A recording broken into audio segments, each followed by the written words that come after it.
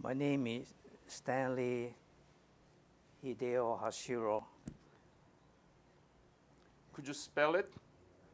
My last name is Hashiro. Aro. So you are Japanese American? Japanese American. Haha. Yes. What is your birthday?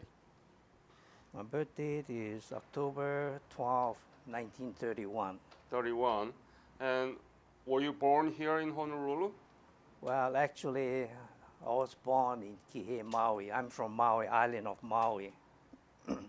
I grew up in Maui. Tell me about the family, your family, when you were growing up.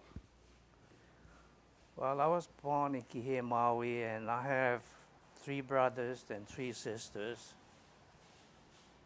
When I was about 10 years old, my parents moved to Punene. My father worked at the plantation, Punene plantation, so he wanted a place, I presume, nearer to his workplace. Mm-hmm. So we moved to Punene when I was about 10 years old. So I graduated from Punene School. Could you spell it? P-U-U. P? P as in Peter. Uh-huh. P-U-U-N-E-N-E. Punene Punene, yes. High School. That's a grammar school.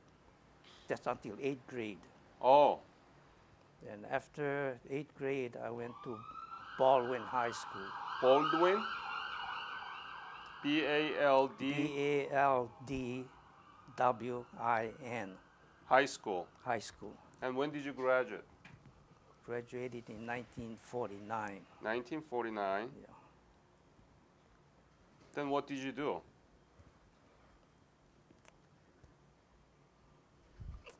Well, after high school, I decided to go to business college. So I came to Honolulu. I attended Honolulu Business College. That was in September 1949. So I was in school. Then, June 1950, the Korean War started. So I thought, oh, well, it's going to be a short war. It'd be finished, the war will be finished before I finish school. But I finished business school in June 1951. The war was still going on. And about October 1951, I got a letter. And it says, "Greetings from the President of the United States of America." I thought, my golly, you know. Then in January 30, What was about the letter? well, the letter says, "Greetings from the President of the United States." In other words, they want me to go to get a physical. So in that letter, specifically, did this letter ask you to go to Yeah, check? they asked me to go to some, I believe that was Triple Hospital, to get a physical examination. So from that letter, I got my physical, and on January 30, 1952, I got inducted into the Army. Did you enlist or drafted? Drafted. I got inducted into the Army from Wailuku, Maui. Yeah. That's how my military service started.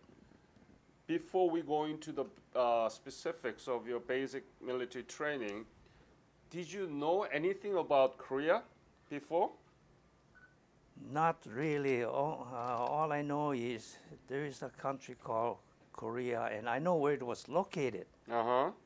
But other than that, no, I didn't know anything about it. So All I knew it where it was located. You know, the name of the country where it was located. It was near Japan. I know that much. Did you know anything about Japan? Well, my grandparents came from Japan, you know. So really, I'm a sansei. So my grandparents came from Hiroshima. My grandfather came from Hiroshima. My grandmother came from Yamaguchi. Uh-huh. So, and then my father was born on Maui, and I was born in Maui, so I'm really third generation. Right. But did you know the history of Japan? No, Not really, not right? All I know is it was a country, and I really wanted to visit Japan someday. So tell me about where did you go to receive basic military training? I got my basic training at Schofield, Schofield. Hawaii. Mm-hmm. It was a 16-week training, and after 16 weeks, well, we graduated, but I wanted to stay in Hawaii a little longer. Huh. So I got into that a leadership course, which is a 2-month course. So I stayed in Hawaii 2 more months. Then after that, I was assigned to Far East. And well, So where did you leave from Hawaii to Far East, and when was it? I left Hawaii. See, we were going individually, not as a unit. Oh. When that individual, it's not, you don't go by a company or battalion or anything like that. We get through basic training, and from there, each person got selected to go here to the United States, some to the Far East. Then after refueling, then I landed at Haneda, Japan. You were very lucky. I was lucky. Then Private first class Private was first in class. the first class of the Yes. airplane. But I really got a nice plane, nice seat, nice cushion, a lot of officers in that plane. So I landed in Japan and went to Camp Drake, which is in Tokyo. Yeah. That's a processing center. And from Camp Drake, they assigned me to 1st Cavalry Division, which is in Sapporo, Hokkaido. Hey, good deal, you know. Hey, I got my wish. I could stay in Japan, serve my time in Japan. Well, we were in Hokkaido, Sapporo. Then we go back to Camp Drake, which is in Tokyo. That's a reprocessing center. And from there, I got transferred. We rode a ship. Took 3 days. I went to Korea. That was in November. I reached Korea November about 3, 1952. And you arrived in Busan? No, Incheon. Incheon. I landed at Incheon. So you still belong to 1st Cavalry Division? Well, I don't know how the Army works, but apparently from when I left Japan, got reassigned to Camp Drake, I think that's where they process the orders. It tells me where to go. So all I know is I boarded the ship, landed at Incheon, and then from there, I don't remember, but we got to some kind of processing center. I know that I rode a train, and the train was all full. So all the seats were taken. So I just lie down on the walkway. I just lie down and stayed there, slept there. And I guess I was fortunate nobody stepped on me. And there were, big soldiers there, 6-footers. 6'2", 6'4". There were big soldiers there, American soldiers. And I was so tired, I just lie down on that walkway. And fortunately, nobody stepped on me. But anyway, from there, I rode a truck. And the funny part is, all the men rode on a 2.5-ton truck. They went one way. And I got on another truck with just a few handful of people. We went another way. So, that was at night. I couldn't see anywhere. I couldn't see anything. I don't know where I was going. And that happened to be the 3rd Division, 3rd Infantry Division. What were you thinking when you arrived in Incheon and going through all this through train and truck, and it was night? You didn't know where you were going, and there was war. What were you thinking yourself? Well, when I landed in Incheon, I said, "My goodness, this is a real thing." You know, back in Japan, I was being shipped out to Korea. So I said, well, I guess that's okay, you know. But then when I landed in Incheon, when I started riding the train and when I was riding the truck, you know, I wondered, gee, I probably won't come home, you know. I was into awards and decoration sections. Which War and decoration. Awards. Awards, okay. Awards and decoration section. And we come under the adjutant general. My job was to process these awards after they were awarded. See, there's another clerk that processed all the incoming awards. What do you mean by awards? Bronze Star Medal, Commendation Medal, Air Medal, Silver Star Medal, you know, those awards. So the units, people go to combat, and they get exposed to combat situation, they get awards. And the awards comes up to our office. And then after the awards get awarded, it comes out in orders. Some kind of general orders or special orders. It comes out in orders. It's written. There's a record for it. And then those that got awarded comes to me.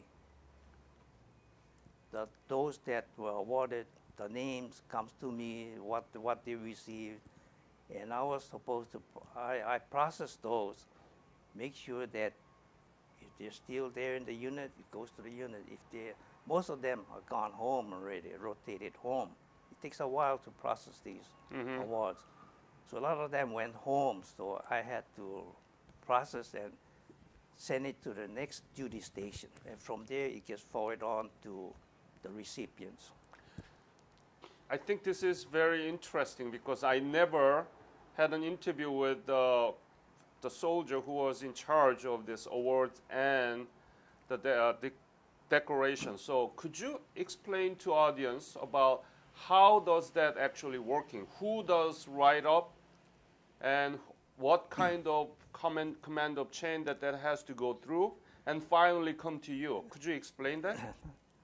Apparently, it gets started in the unit on the company level. See, there are those soldiers, the combat soldiers, they get exposed to all those fighting, and then they do heroic work. And so we process a lot of Bronze Stars. Bronze Stars is for heroism.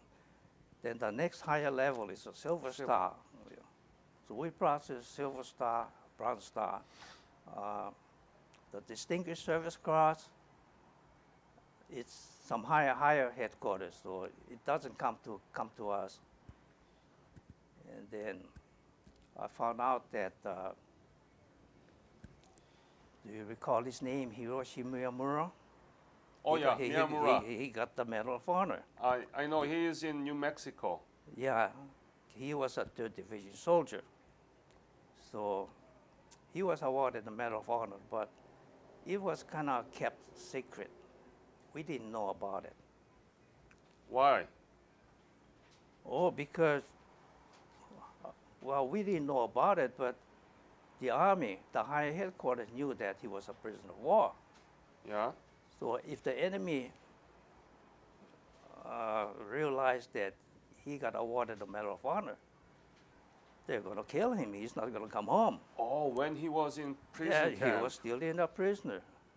So those things are secret. I see.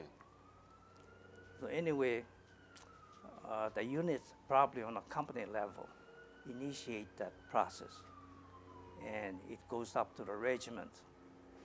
And from the regiment, all that recommendation come to division, come to our office, Regiment. and our office kind of check, make sure everything is in order. In other words, the location, the time. They try to get witnesses Uh-huh. to support all whatever happened. And then we reviewed those, make corrections and what have you, reviewed it, and then Yeah, go ahead. and I really don't know how they think the process. I think it get processed somewhere, maybe some office that reviews our work. Then someone in a higher level, I guess, approves those awards. Then it gets to some personnel section where it types those awards, the name, rank, serial number, that kind of thing, what kind of award they receive. And from there, after it gets awarded, the orders come to me. And then I have to trace down where the soldiers are, whether they're still here, assigned to the company, or whether they have rotated home. So was that review process fair and good? I beg pardon? Was that process, you think that was done well? Yeah, I suppose so, yeah. Yeah. So after that, you served in the awards and decoration office. What did you do? Well, review all those that were approved, and then I have to make sure that recipients receive those awards. So my job was to process, to send those awards out. I see. Did you get communication between you and those recipients? No. Not really? No. Mm-hmm. No contact. No contact. All I did was process those awards, and then my job was to send it out, make sure that they receive it. Very good. So how did you feel about this job? You must be kind of proud of it, right? Well, in the beginning was interesting because you got a feeling what was happening, what the boys went through. But after a while, it becomes routine, and then it became another job. Mm-hmm. So in the beginning, it was interesting. Tell me about the life when you were there. How was it? What did you eat? Where you sleep? Did you do any leisure things like? You mean in Korea? In Korea, while you were serving in the Yongpyeong 3rd Division. Well, you see, we don't stay one place. We move all the time. We move about 3-4 different places. The first place was really good. I liked it. I mean, it was a bombed out building, but it was a concrete building. It had walls, it had windows. It was warm. Wintertime was cold. I got there in November, and it was cold. Especially you coming from Hawaii. Oh yes, we're not used to with those kind of weather. And then there was a creek next to our camp. There was a creek, river. There's water in there. So I could take hot shower every day. It was really, really good. It's something like life back home. But then we don't stay there too long. As the division moves, we move. So the next place we went, well, we didn't have that shower anymore. So our shower there was a river. You swim in the river. that was our shower, our bath. And well, But not in the winter. yeah, it was. Well, that fortunately that was summertime, so we could swim in that river. You couldn't do that wintertime. So, Was water clean? a bit funny. Was water clean? Yeah, it was. The water is flowing. It's flowing, so it's clean. Yeah. Then stayed there about a month or 2 months. Then we moved again. And the last place I recall was Kumwa. Kumhwa Valley. Kumwa. And we Were you stayed there. doing the same job? Well, yeah, all through that we same work, same job. Award and decoration? Yeah, Oh. right through until time to come home. So in Kumwa, well, it was late summer, so it was, oh gosh, it was hot over there. We work in a tent, some kind of shelter. We had tents. Sometimes we're fortunate we have Quonset hot. But in Kumwa during the summer it was so hot you cannot stay in the Hotter tent. than Maui? Oh yes, really, really hot. Can't stay in the tent. And then as winter came, well, it starts to get cold. Well, fortunately we had stove, diesel burning stove. So that kept us warm. So while I was in Kumwa, just before I came home, well, anyway, that place, Kumwa, there's no civilian population there. There's no villages or towns or anything like that. We're out in the hills, in the mountains. We're out there all by ourselves. We're in between valleys and hills. That's all we see. You cross one hill, there's another hill after that. So that's how Kumwa was. I mean, there's no place to go. Nobody to see. No girls. No women. You know, we're all alone by ourselves. I mean, no place to go. So one day, just before I came home, When did you leave Korea? I left in November 1953. I was there 13 months. 53. So you were there when the armistice was signed. Oh, yes.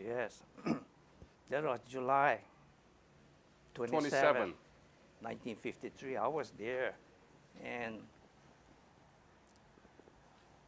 for our part, nothing happened. It's just another day. Another day. Only thing we get kind of anxious, See, what's going to happen next? Are we going home? See, that's all we think about, going home. Going home. Yeah.